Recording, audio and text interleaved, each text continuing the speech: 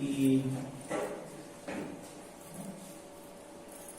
expresar esto con nuestros labios como una alabanza, como una oración, diciendo a Dios que mire nuestras necesidades, aquí las mira, pero es bueno también expresar nuestros deseos y nuestra necesidad de Él.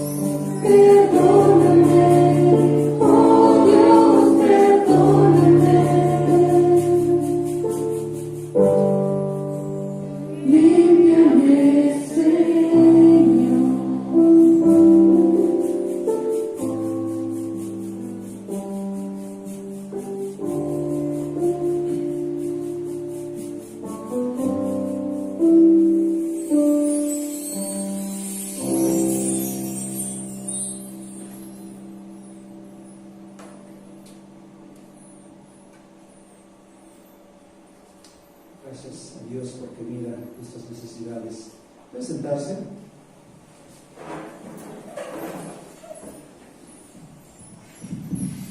Si alguien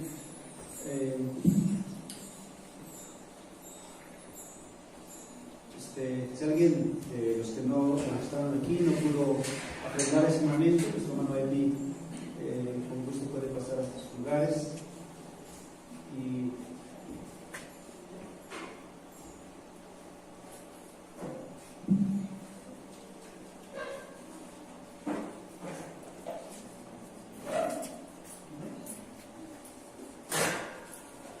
bueno, nada más darles rápidamente un aviso antes de escuchar la palabra de nuestro Señor. Sigamos orando por la familia de Vera. Bueno, ustedes saben que su hija falleció, su hija Diana. Un par de días después falleció Vera.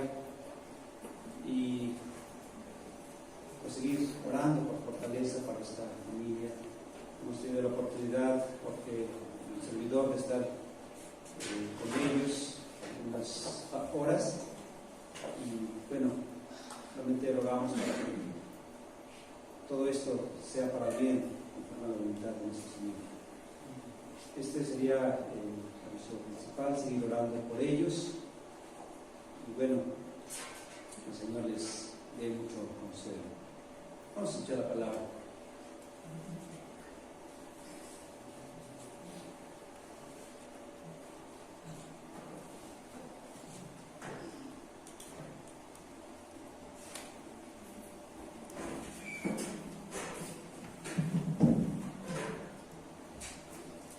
Buenas tardes, Dios les bendiga. Buenas tardes. Vamos a justamente pues estudiar la palabra del Señor, como lo hemos venido haciendo en Mateo, en el Evangelio de Mateo, que es el Evangelio que hemos venido estudiando. Y seguramente que recordamos que en el versículo 3 del capítulo 24 de Mateo tenemos dos preguntas que le hicieron a nuestro Señor Jesús, y una de esas dos preguntas es: ¿cuándo serán estas cosas? Casi cada domingo repetimos este versículo, porque lo que sigue es la respuesta a esas preguntas, ¿no? Del 24:4 a todo el capítulo 25 tenemos la respuesta a las preguntas, pero ahora ya desde la semana pasada estamos viendo nada más la respuesta a la pregunta: ¿cuándo serán estas cosas? La respuesta, como lo vimos, comienza en el versículo 36, cuando dice que el día y la hora nadie sabe. Fuimos avanzando y nos encontramos con tres actitudes que se deben de tener, porque el día y la hora nadie lo sabe. En los versículos del 37 al 42 de Mateo 24 vimos que debemos de tener un estado de alerta. Tenemos que estar alertas cada uno de nosotros. Por eso dice el versículo 42, velad. Entonces nos lleva a que debemos de tener una actitud, un estado de alerta. También nos decía que debemos de estar preparados, versículos 43 y 44. Precisamente en el 44 nos dice: estar preparados. Entonces es algo que debemos de tener muy en cuenta. Y también vimos la semana pasada la otra actitud que debemos de tener como creyentes, que es la fidelidad. Es decir, si como creyentes nos encontramos alertas, nos encontramos preparados, eso nos lleva como consecuencia a la fidelidad, a ser fieles. Versículos 45 al 51 nos lleva entonces a ser fieles. Es algo que debemos de tener, ya que nuestro Señor Jesucristo, de una manera muy reiterada cada rato, nos viene diciendo que el tiempo exacto de su venida nadie lo sabe. Es decir, no se conocerá por adelantado.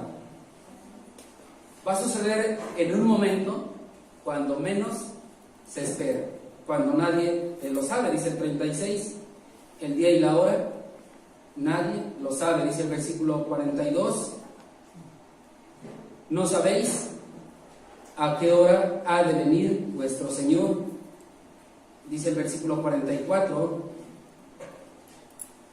porque el Hijo del Hombre vendrá a la hora que no pensáis.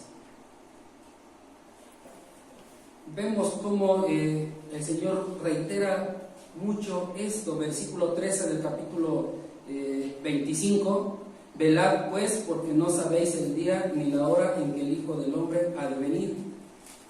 Vemos cómo siempre el Señor está reiterando esto, versículo 50 del capítulo 24, vendrá el Señor de aquel siervo en día que éste no espera y a la hora que no sabe.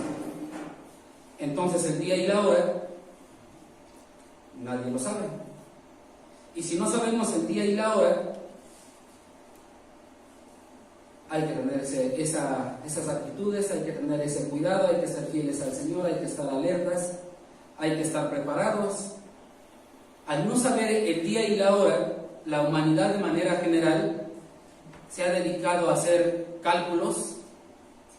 Digo, la humanidad es así, sea creyente o no sea creyente, se ha dedicado a hacer ciertos cálculos, ciertas especulaciones, y esto ha causado grandes estragos y grandes polémicas de manera general.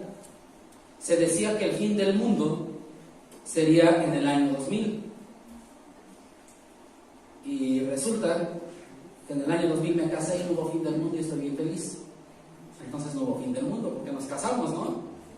Fue el inicio del mundo para nosotros. Bueno, eso especulaban y decían que en el año 2000 se iba a acabar el mundo. Después dijeron que en el 2012, si recuerdan, esta noticia sonó mucho en el 2012,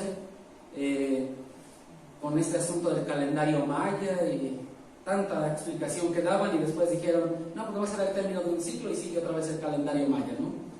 Porque no pasó nada en el 2012. Entonces, este tipo de especulaciones que la humanidad hace ha causado, les decía, grandes cambios, incluso cambios muy ridículos en ciertas ocasiones, porque se ha llevado a tomar malas decisiones por estas especulaciones que se hacen. Han quedado personas frustradas, han quedado personas con expectativas fallidas.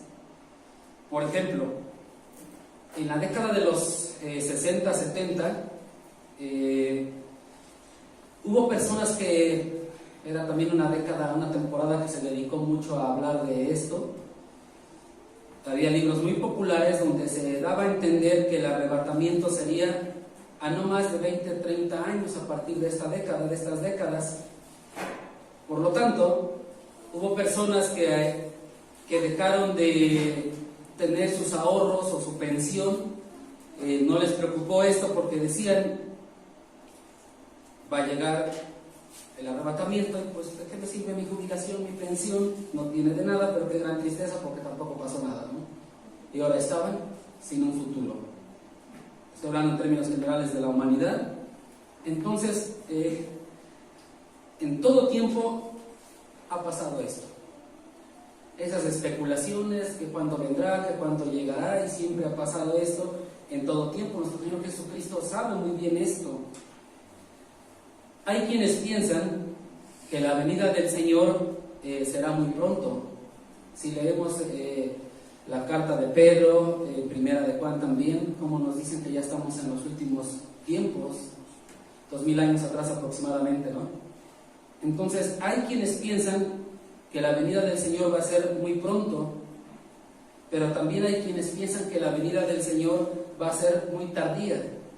Entonces hay como que las dos posturas en términos generales, pero para ambos casos la palabra del Señor siempre va a tener la respuesta. Bien sabemos que la palabra de Dios es viva y eficaz y tiene respuesta para todo y de todo. Entonces, si tú eres una de las personas que piensan que la venida del Señor será muy pronto, es decir, que Él va a venir antes de lo que nosotros estamos pensando y estamos imaginando, la respuesta la vimos en Mateo 24, versículos del 45 al 51, y si vemos el versículo 48 dice, pero si siervo malo dijera en su corazón, mi Señor tarda en venir, este siervo estaba confiado que va a tardar en venir, o sea, quién sabe cuándo venga, se va a tardar mucho, ¿no?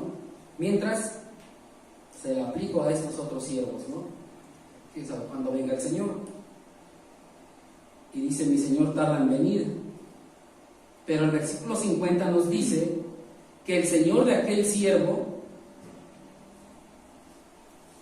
el día que éste no espera y a la hora que no sabe, vendrá.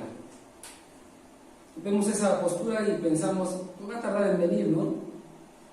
Pero si eres de los que piensan que la segunda venida del Señor será muy tardía, es decir, va a venir más tarde o después de lo que nosotros estamos esperando, la respuesta la tenemos en Mateo 25, versículos del 1 al 13. Y el Señor tiene respuesta para todos. Hemos venido estudiando desde el capítulo 24 señales antes del fin, lo que va a ir sucediendo. Hemos venido viendo una cronología y queramos o no, humanamente empezamos a hacer nuestros cálculos, comenzamos a hacer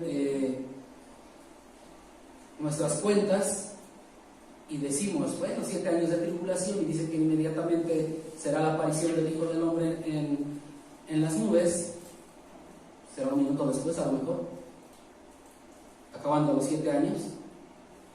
Empezamos normalmente a pensar y a hacer cuentas, ¿no? Pero el día y la hora nadie la sabe. Entonces, si nosotros tenemos la expectativa correcta del regreso inminente de Cristo y sabemos que Él va a venir, lo que vamos a hacer es estar alertas. Estar alertas. Lo que tenemos que hacer es estar preparados y tenemos que ser fieles a nuestro Señor. Nosotros tenemos que ser fieles a nuestro Señor porque Él es un Dios fiel. A sus promesas y a todo lo que nos diga, nuestro Señor siempre va a ser fiel. Entonces nosotros tenemos que ser fieles a nuestro Señor. ¿Cuándo? Mientras estamos esperando con toda paciencia, con toda calma, su venida. No sabemos cuándo va a suceder, pero estamos esperando. Y si nosotros tenemos esa expectativa correcta de la segunda venida, entonces vamos a esperar pacientemente. No sabemos cuándo será, no sabemos qué va a pasar, pero para tener la expectativa correcta de la segunda venida del Señor, tenemos que leer la palabra de Dios. Tenemos que estudiar la palabra de Dios y tenemos que hacerlo con gran reverencia porque es la palabra de Dios.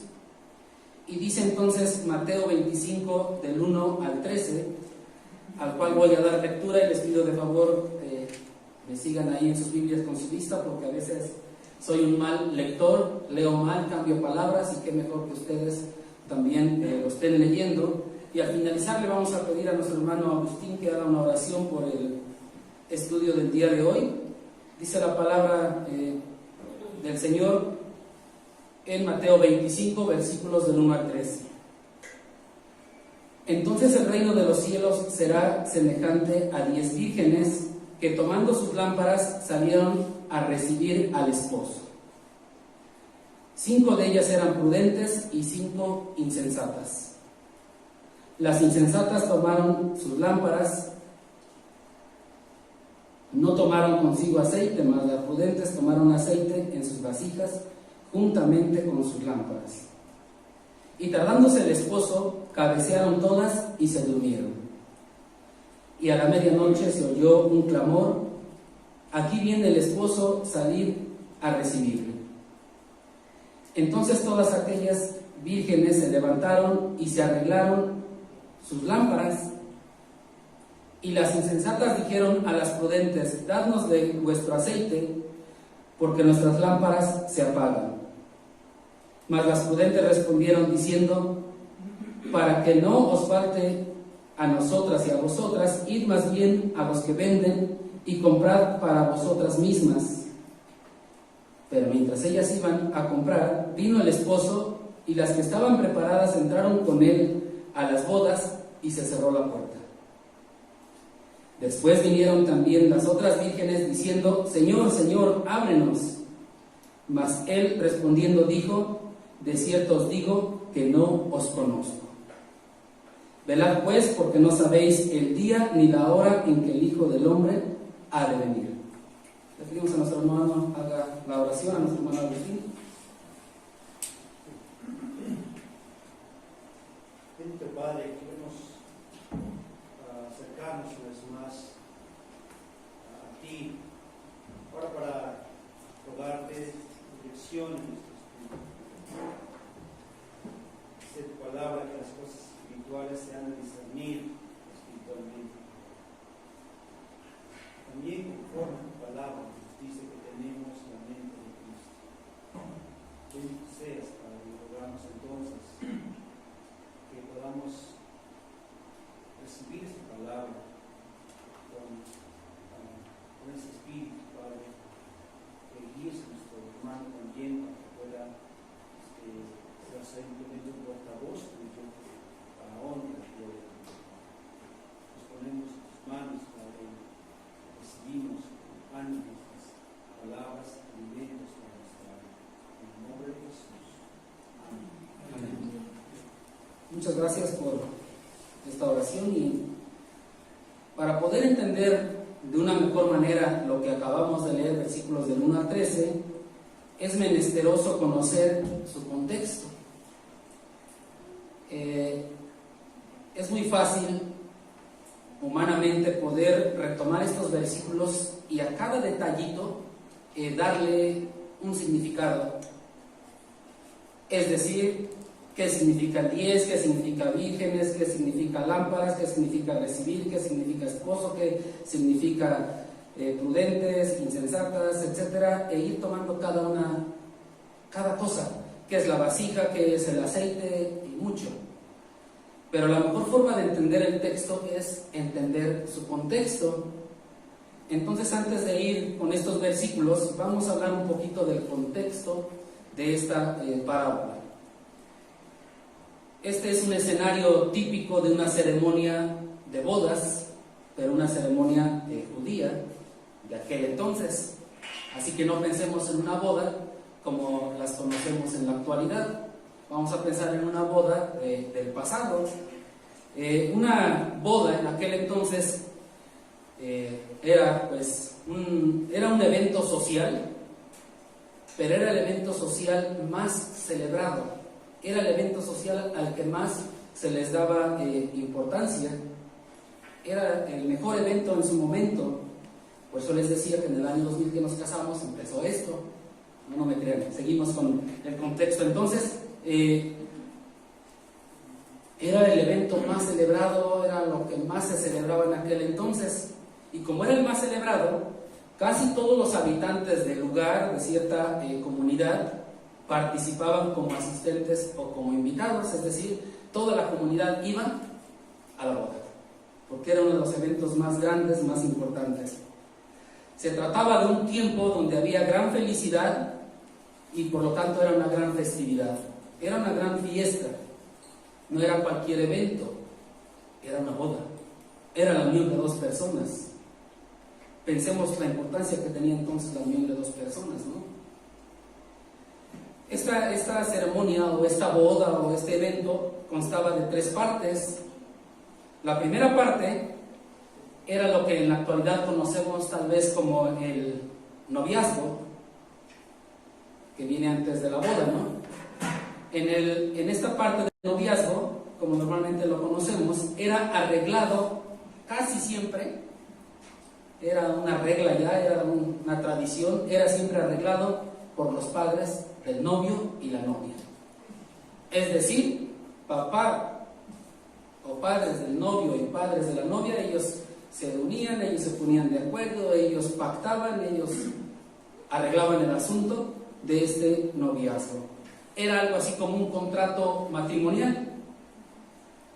Era un contrato que se sellaba y que a veces era sellado o pagado por una especie que se dejaba como en garantía o por una prenda para la novia.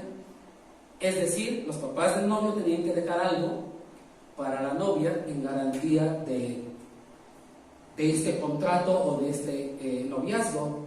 Entonces era algo que trataban los padres de ambos, ellos lo trataban, ellos decían se van a casar y va a ser así. Entonces era algo muy, muy normal este evento, ¿no? Los padres se ponían de acuerdo y no les preguntaban, me imagino a los novios, ¿cómo ves? ¿Te gusta ella o te gusta él o no sé? Simplemente ellos se ponían de acuerdo y dicen, entonces mi hijo se va a casar con tu hija y nada más. Esa es la primera parte. La segunda parte es el compromiso.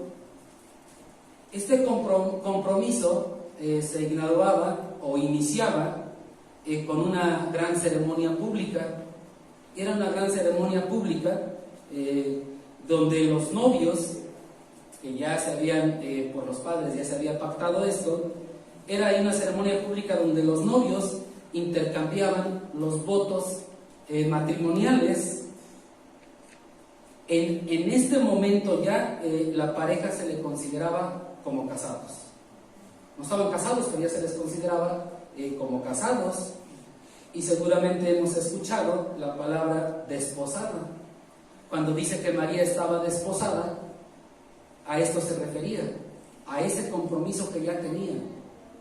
Es decir, todavía no estaba casada como nosotros lo entendemos en la actualidad.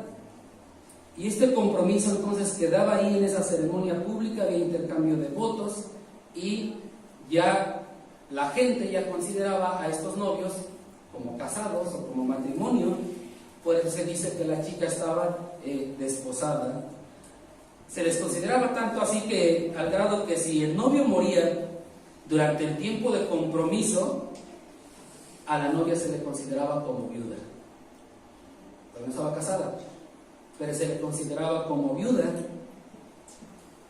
Y claro, está bien claro que esto es durante el tiempo de compromiso. El matrimonio hasta este momento no era consumado y a pesar de que no habían vivido juntos, si moría el novio en este tiempo, la chica se le consideraba viuda. Entonces era un gran compromiso, era un fuerte compromiso que se tenía. El matrimonio no era así como que en la actualidad dicen, pues nos juntamos y si funciona, ya nos casamos y si no, no nos casamos. Algo que en la actualidad pasan 30 años, conozco personas que llevan 30 años y no se han casado, ¿no? Entonces es algo que no es el tema, digo, lo estoy contextualizando, pero es digno de irlo pensando, ¿no? Ahora, el compromiso podía durar varios meses. No era un compromiso como lo hacen en la actualidad, que la bendición es en la casa de la novia un sábado y el siguiente sábado es la boda, ¿no? En la cultura, en la religión popular así se hace. Y es en la casa de la novia la bendición y después es la boda por parte ya del novio, ¿no? Normalmente así se hace, pero en aquel entonces no era así. El compromiso podía durar varios meses, que normalmente era un año. Este compromiso duraba normalmente un año. ¿Por qué? En este tiempo el novio tendría que establecerse ya en un oficio o en una profesión, es decir, pasándolo a nuestros días, tenía que tener ya un trabajo totalmente seguro, una solvencia económica pues buena, no excelente a lo mejor, pero sí buena, que pueda sobrellevar un hogar, una casa, un matrimonio, una familia. Entonces el novio en este año aproximadamente tenía que tener ya un trabajo formal y demostrar con esto que él podía ganarse pues, la vida para él mismo y obviamente para sustentar a una familia. Era entonces aproximadamente un año. Incluso también se pedía que él tenía que edificar en este tiempo una casa, construir una casa para comenzar su vida en pareja cuando fuera este momento, ¿no? Entonces aproximadamente era un año, no estoy diciendo que exactamente un año, era un aproximado. Y por eso vemos en la antigüedad que los matrimonios no se iban a vivir a la casa de los papás del novio o a la casa del papá de la novia, ellos se iban a su casa, de ellos ya. Y además era para ver la situación de la novia, y esto queda muy claro y me van a entender. ¿Qué pasa al cabo de 9 meses? Entonces con esto quedaba comprobado también la pureza de la novia. No se podría notar antes, ¿no? Tal vez sí, en ciertos meses ya se empieza a notar a lo mejor ahí una pancita que va creciendo, ¿no? Pero era precisamente para eso. Entonces vemos cómo se va dando esta situación y por qué aproximadamente ese año de compromiso. Y después viene la tercera parte. La tercera parte es, ahora sí, el banquete de bodas. Ahora sí viene la fiesta de este matrimonio. Es decir, termina el periodo de compromiso, se realiza una fiesta que generalmente era en la casa de la novia. Estoy hablando de aquellos años, Participaba toda la comunidad, como se los dije, ahí en el lugar en el que vivían. Podía durar este banquete de bodas o esta fiesta hasta una semana. En verdad. Imagínense el trabajo físico que se llevaba, ¿no? Las familias. Y no era con reservación y con un boleto de entrada al salón de fiestas, sino era abierto. O sea, era algo, me imagino, pesado en este sentido, pero bueno, podía durar hasta una semana. Y dicha celebración comenzaba cuando el futuro esposo, este futuro esposo y sus acompañantes iban a la casa de la novia, es decir, llegaban a la casa de la novia, y su llegada era algo solemne, era algo grande, era algo maravilloso, no era, ay, viene el novio, ¿no? O sea, era algo que de veras se mostraba, ¿no? Y esto debería de ser anunciado a grito abierto, no era así como que, cállense que ya viene el novio, No, era algo fuerte, al grado que la comunidad se enteraba y lo sabía. Y era anunciado, y entonces aparecen ahí unas vírgenes, como lo vimos, o damas de honor, como lo queramos entender. Pero estas damas de honor era a quienes les tocaba salir al encuentro del novio. Ellas salían al encuentro del novio, lo escoltaban hasta llegar a la casa de la novia. Las damas de honor se encargaban de esto. La Biblia aquí nos maneja 10 vírgenes, por citar un número, pero no importa el número ni la cantidad. Pero ellos lo hacían así, y en ese trayecto desde donde encontraban al novio hasta llegar a la casa de la novia, todos los asistentes a esa fiesta o a ese banquete de bodas se iban sumando en dicho recorrido, se iban sumando ahí por las calles de la comunidad, y ya sabrán que era un desfile, era una procesión de gente que iba al banquete de bodas, ¿no? Entonces iban proclamando a todos que la fiesta de bodas o el banquete de bodas ya estaba a punto de comenzar. Ya iba a iniciar este banquete. Normalmente dichas ceremonias se realizaban de noche.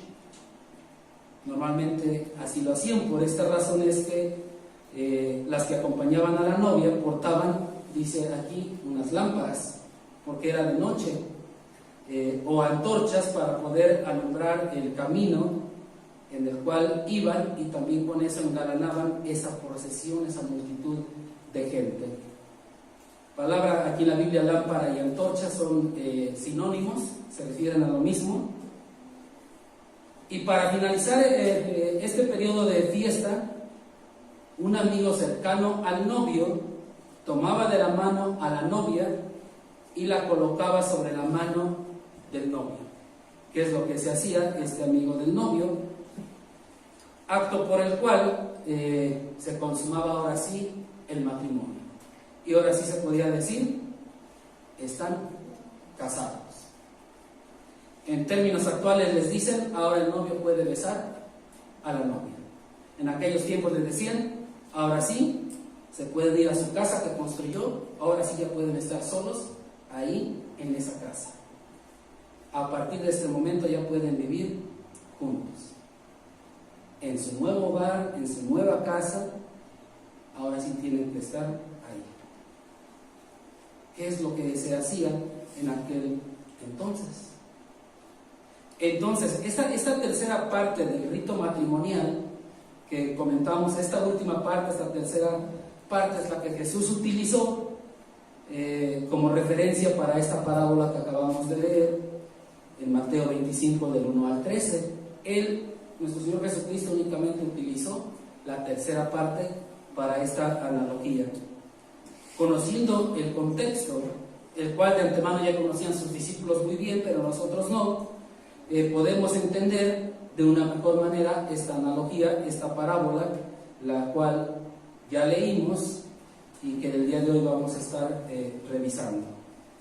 En los versículos del 1 al 5 tenemos que se nos viene hablando de estas damas de honor. Cuando Cristo vino a la tierra por primera vez, el mundo no estaba preparado para aceptarlo, para recibirlo, a pesar de que hubo claras y bastantes profecías en el Antiguo Testamento. También había un anunciador que vino antes a informar que venía un Mesías, y estamos hablando de esa voz que clama en el desierto, que es Juan el Bautista.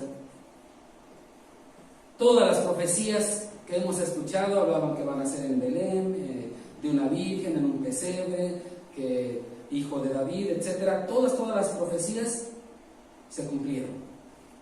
Sin embargo, dice Juan 1:11, a lo suyo vino y los suyos no le recibieron. Y había mucha información, pero no le recibieron. Y al igual que en la primera venida de Cristo, para la segunda también hay profecías, también hay mucha información que ya hemos venido estudiando, y estas son la preparación que debe de tener toda la humanidad para esa segunda venida. Mateo 24, que ya lo hemos leído, todo el capítulo 24 nos viene hablando de esas señales antes del fin.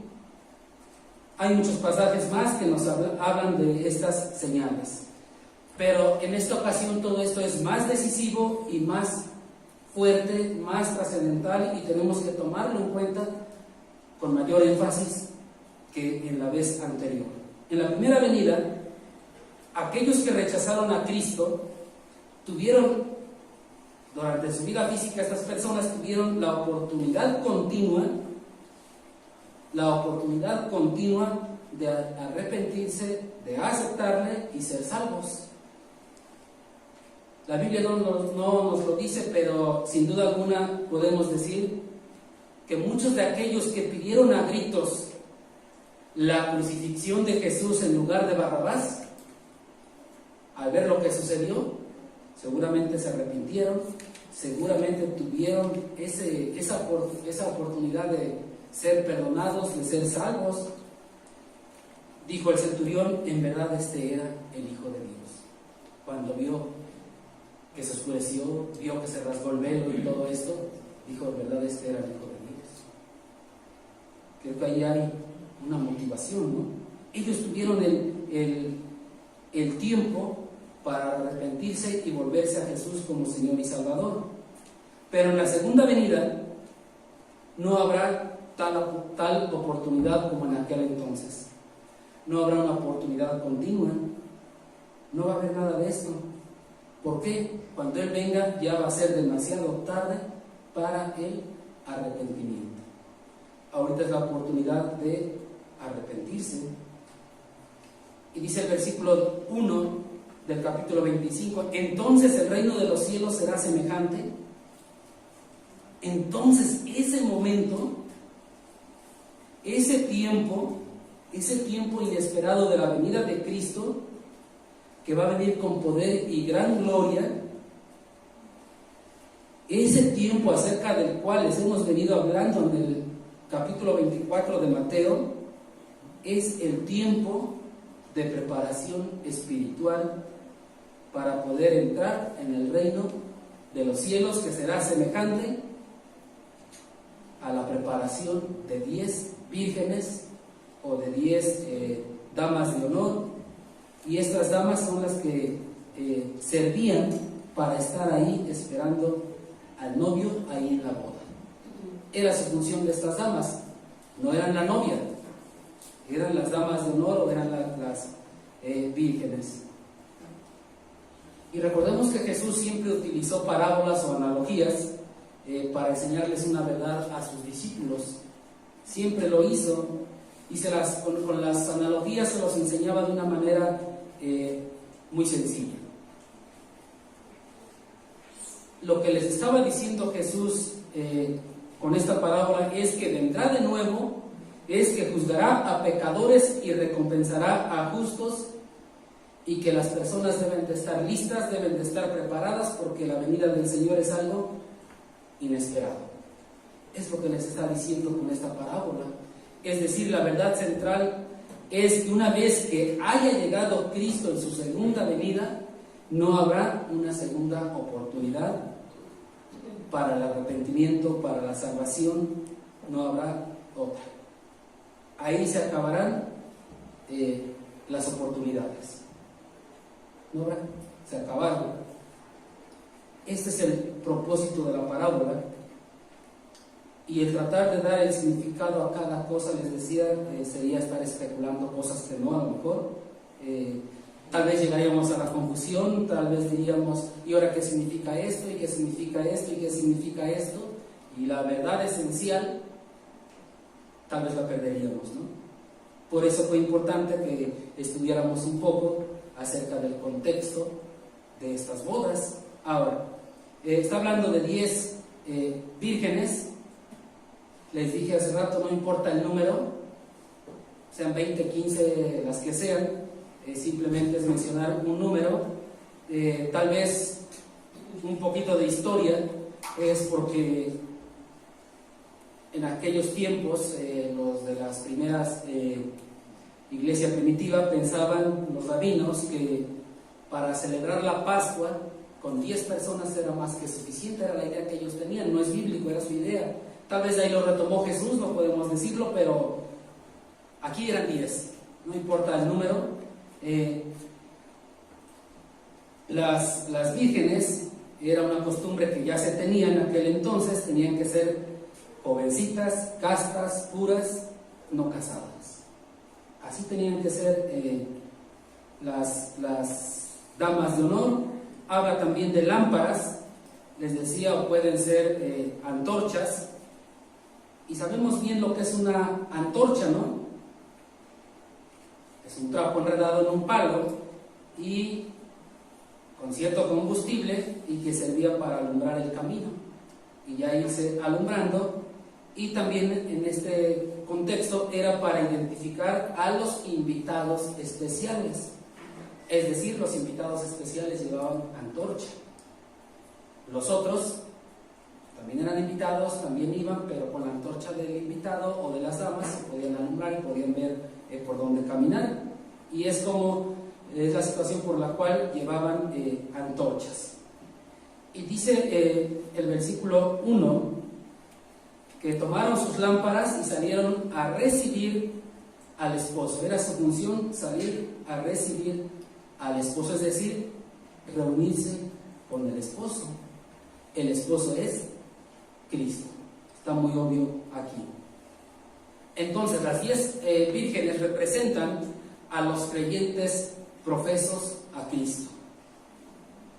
Las lámparas o antorchas, como lo que vamos a ver, simbolizan su identidad exterior con la iglesia. Es lo que simbolizan estas antorchas. Entonces, las 10 vírgenes que representan a los creyentes profesos, en apariencia eran idénticas. Eran parecidas, tenían las mismas características, vestidas con la forma apropiada, que eran los vestidos de boda, tenían su antorcha, pero en la realidad no eran iguales. Versículo 2 dice, 5 de ellas eran prudentes y 5 insensatas. ¿Por qué 5 eran prudentes y 5 no? Respuesta la tenemos en el 3 y en el 4. Las insensatas, tomando sus lámparas, no tomaron consigo aceite, mas las prudentes tomaron aceite con sus vasijas, juntamente con sus lámparas. En apariencia eran 10 vírgenes idénticas, iguales, parecidas, al igual que todos los creyentes profesos. Y si echamos la mirada a ver en una congregación, en general los vemos iguales a todos, decimos son creyentes y los vemos iguales. Igual con las vírgenes. Pero la evidencia de que algunos damos el honor o no, y la evidencia aquí de las damas de honor, no es que estaban, el asunto de que no estaban preparadas, o sí estaban preparadas. El asunto es porque estaban ya preparadas ahí, estaban listas esperando al novio. El asunto va más allá, es si o no tomaron consigo aceite. Las 10 estaban ahí preparadas. Ambas portaban antorchas, y las antorchas pues, normalmente eran iguales.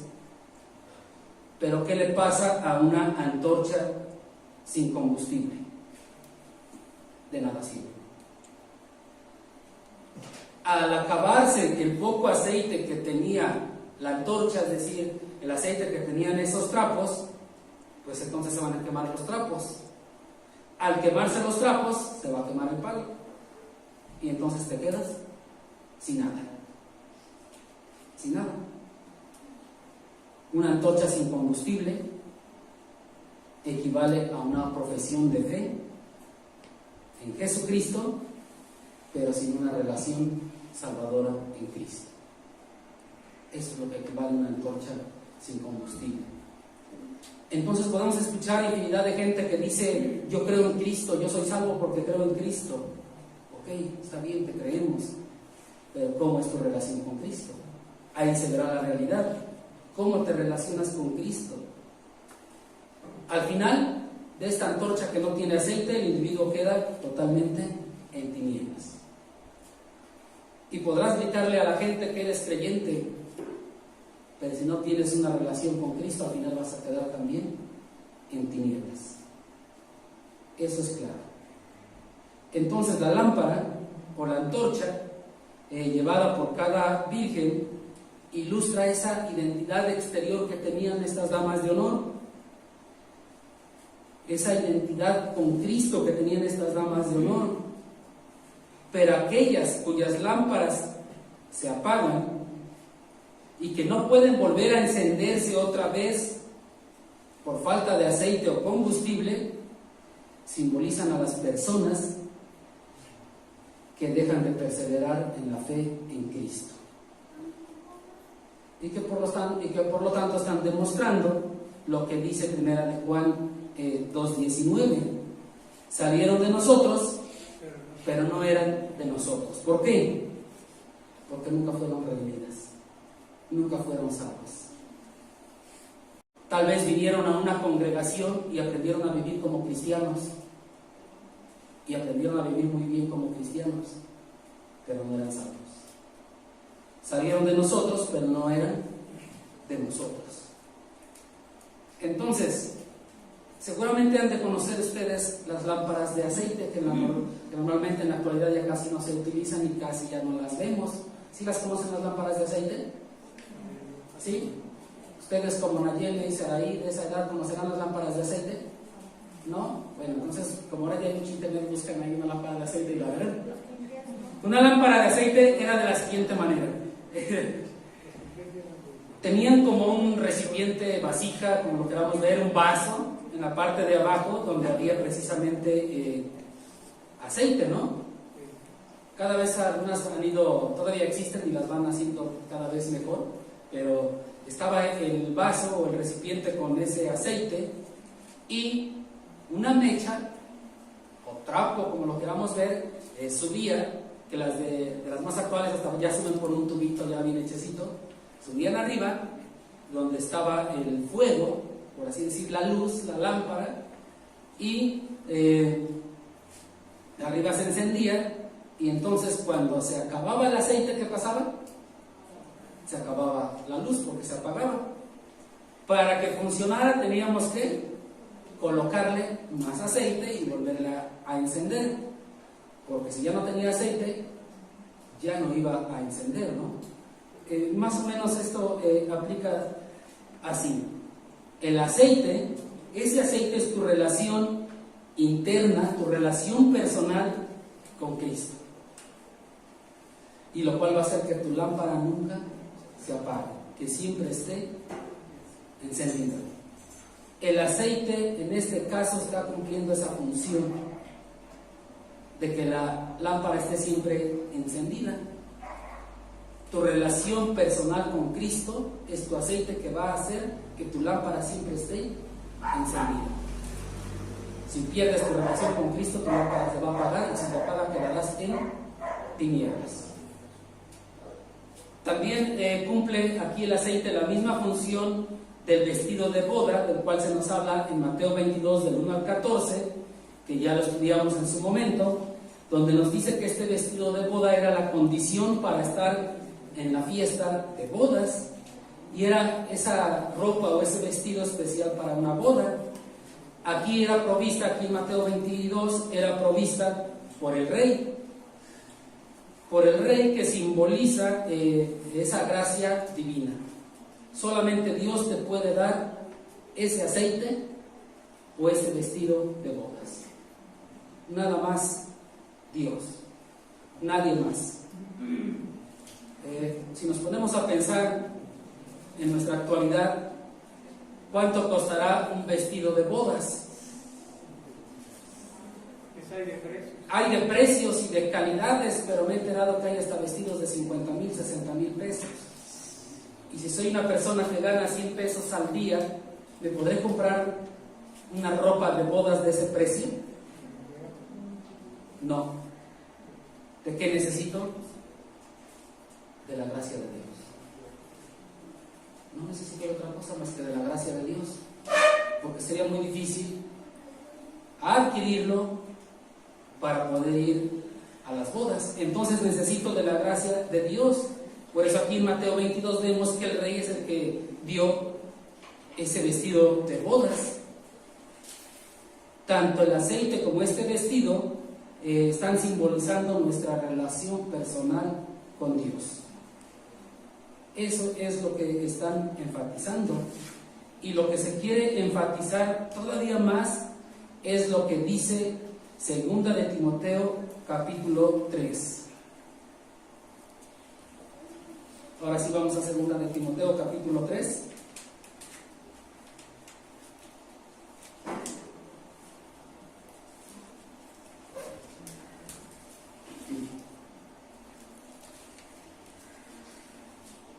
Dice el versículo 2, 2 de Timoteo 3, 2, perdón, estoy en primera, que no hacemos el tema, 2 de Timoteo 3, 2.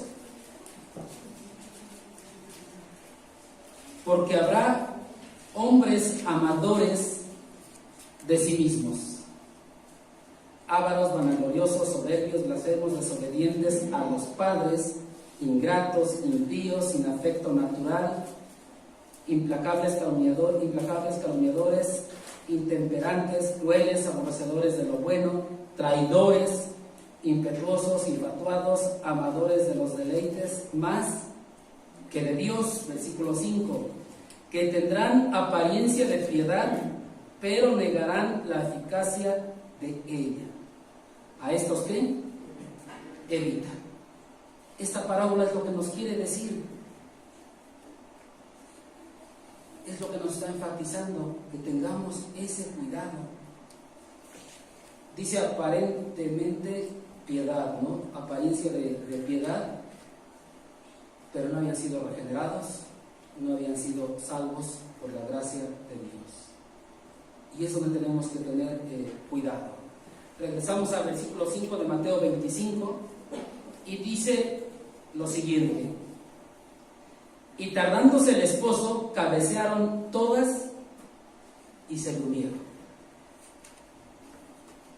Esta frase, tardándose el esposo, nos refuerza la enseñanza de una venida inesperada de Cristo.